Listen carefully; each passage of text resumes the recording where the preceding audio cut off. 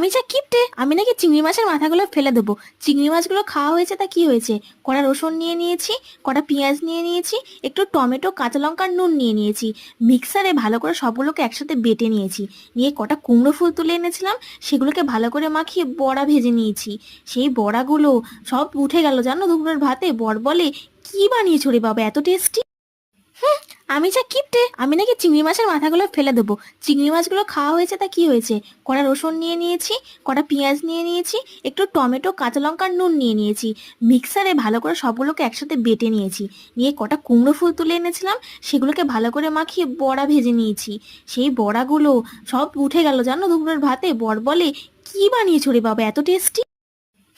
আমি যা কিপটে, আমি নাকি চিংড়ি মাছের মাথাগুলো ফেলে দেবো। চিংড়ি মাছগুলো খাওয়া হয়েছে তা কি হয়েছে? কটা রসুন নিয়ে নিয়েছি, কটা পেঁয়াজ নিয়ে নিয়েছি, একটু টমেটো, কাঁচা লঙ্কা, নুন নিয়ে নিয়েছি। মিক্সারে ভালো